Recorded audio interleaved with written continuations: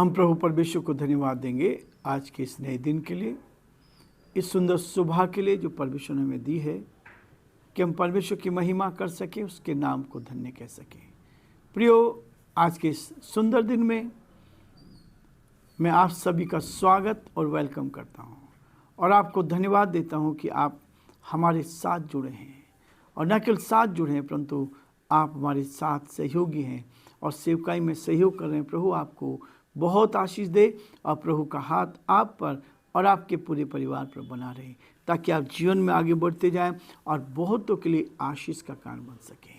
जो सेवा आप कर रहे हैं, इस चैनल को सब्सक्राइब कर रहे हैं, दूसरों तक शेयर कर रहे हैं, इन सब के लिए मैं आपको दिल की गहराई से धन्यवाद देता हूँ। आज के दिन की शुरुआत प्रभु के इस वचन के साथ।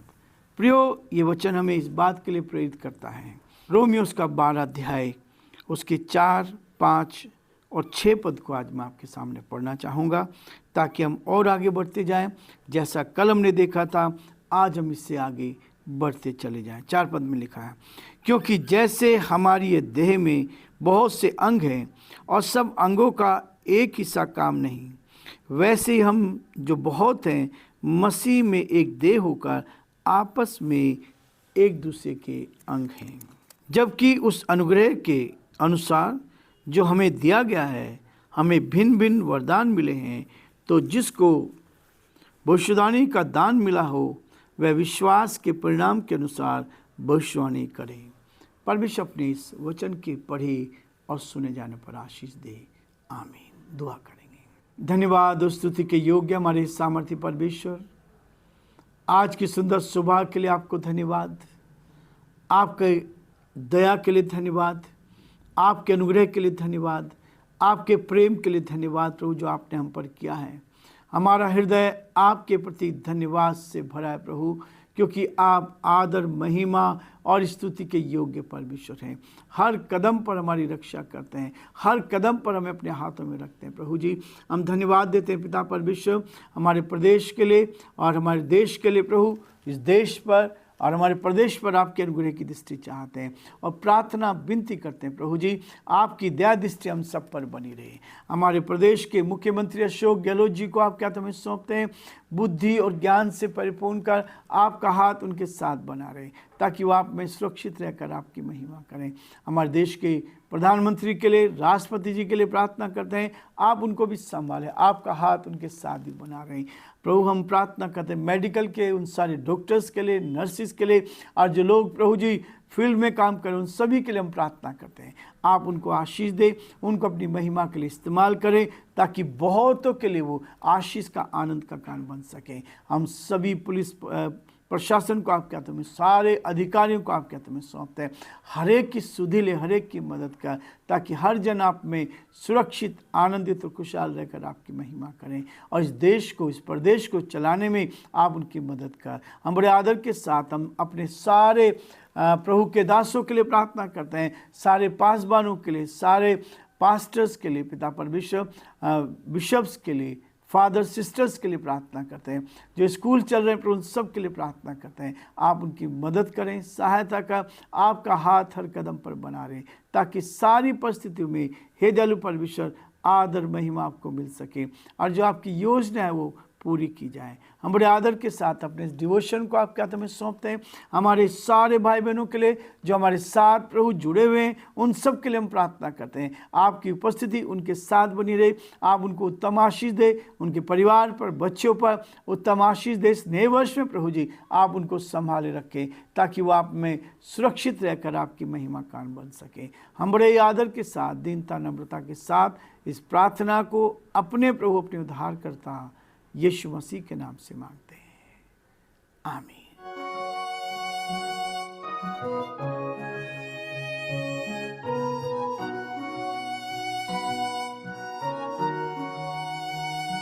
कलवरी के पास खड़ा हो, खून की धारा देखता जा,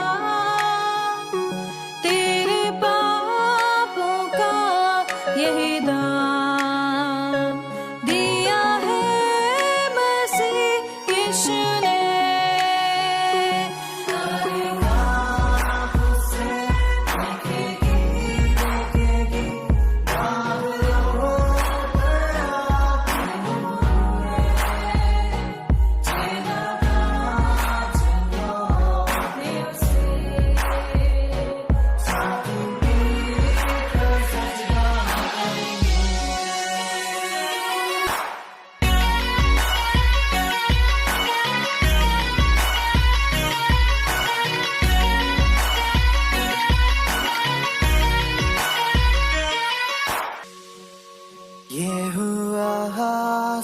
तेरे लिए, तूने भी उसे छेड़ा था,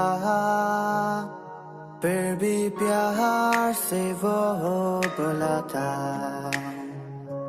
जाता क्यों नहीं तू उसके पास, फिर भी प्यार से वो बुलाता। जाता क्यों नहीं तू उसके पास।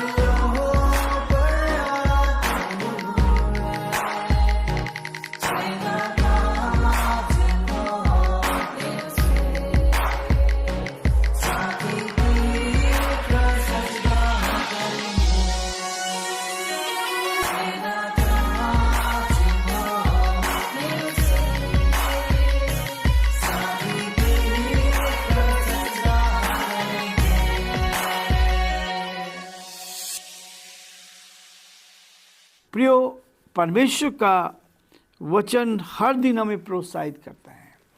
ये वचन जो है हमें अंदर से शुद्ध और पवित्र करता है। जितना वचन आप लेते हैं, जितना भोजन आप खाते हैं, उस भोजन से आपका शरीर मजबूत होता है। और अंदर क्या हो रहा है हमें नहीं मालूम है। खाना आपने खाया, अंदर वो पचता है, ब्लड बनता है, शरीर को सारी ऊर्जा प्रदान करता है। उसी तरह से परमेश्वर कि इस वचन को जब हम लेते हैं, ये वचन हमारे अंदर आता है, ये वचन हमारे अंदर आत्मिक दृष्टि से नई ऊर्जा प्रदान करता है। और आज पौलुस चौथे पद में कहता है, क्योंकि जैसे हमारी देह में बहुत से अंग हैं, हमारी देह में अलग अलग अंग हैं। प्रियो, यदि आप देखेंगे जो दिख रहा है ये सारे अंग हमें दिख रहे हैं, लेकिन सबका अलग अलग काम है।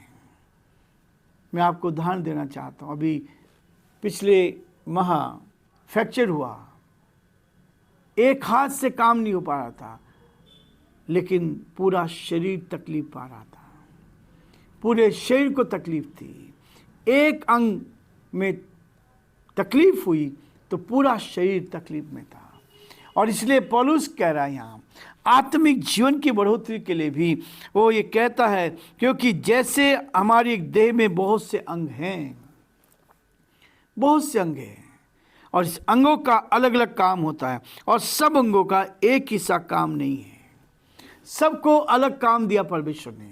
इसमें अंगूठा है, इस अंगूठे का अपना काम है। ये फिंगर है, इसका अलग काम है। ये बीच वाली फिंगर है, इसका अलग काम है। और सबका पूरे शरीर का अलग काम है। आँख का काम अलग है, नाक का काम अलग है, और पूरे शरीर में हर एक अंग का अलग काम है। लेकिन इन सब से एक देह बनी है।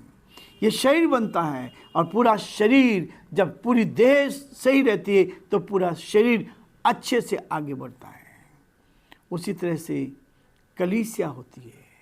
कलीसिया मसीह की देह है। कलीसिया मसीह की देह है, और इसमें अलग अलग भिन्न भिन्न प्रकार के वरदान लोगों को दिए गए हैं, और सबको अलग अलग वरदान दिए। और ये वरदान कहाँ से आते हैं? ये वरदान परमेश्वर की ओर से है। और परमेश्वर की ओर से इस वरदान को हमें ईश्वर की महिमा के लिए इस्तेमाल करना है। जो वरदान वो देता है, उस वरदान को उसकी सेवकाई के लिए, उसकी महिमा के लिए हमें इस्तेमाल करते जाना है। प्रियो, यही है हमारे जीवन के लिए महत्वपूर्ण। और इसलिए वो कहता है कि जैसे कि हमको जो बहुत हैं, 5 पद कहता है, जैसे वैसे ही हम जो बहुत हैं मसीह में एक देह होकर आपस में एक दूसरे के अंग हैं। जब हम इस चीज़ को समझ जाएंगे, हम इस संसार में हैं, वैसे हम जो बहुत हैं अलग अलग हैं। परिवार में 2 जन, 4 जन, 5 जन, 10 जन होते हैं, फिर ये परिवार बढ़ता जाता है। उसी प्रकार से कहता है कि हम बहुत हैं, मसीह में एक देह हैं।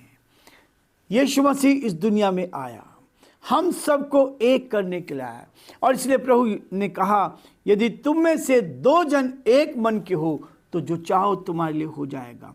आज हम परेशानी में हैं, कठिनाई में हैं। कल एक बहन से मैं बात कर रहा था, वो कहती मुझे चिंता हो रही है। परमेश्वर कहता है अपनी सारी चिंता मुझ पर डाल दो, मुझे तुम्हारा ध्यान है। लेकिन हम चिंता उस पर डालना नहीं चाहते। बुद्धि उसने दी, ये शरीर उसने दिया, हमें आँख उसने दी, काम करने के लिए पैर हमें उसने दिए, लेकिन फिर भी हम कहते हैं हम चिंता करेंगे। लेकिन वो कहता है अपनी सारी चिंता उस पर डाल दो। 6 पद में कहता है जबकि उस अनुग्रह के अनुसार जो हमें दिया गया है हमें भिन्न भिन्न वरदान मिले हैं।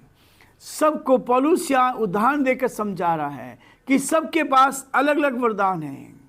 जब कलीसिया में हम आते हैं, किसी संस्था में हम जाते हैं, तो सबके टैलेंट्स उभारे जाते हैं, वो टैलेंट्स आगे बढ़ते हैं, वो उस कलीसिया के लिए, मसीह की देह के लिए वो उन्नति का कारण बनता है। और यदि हमें जो वरदान मिला है, परमेश्वर ने हमें दिया है, यदि उसमें हम परमेश्वर की महिमा नहीं करते हैं तो प्रियो वो वरदान कई बार हमसे ले लिया जाता है।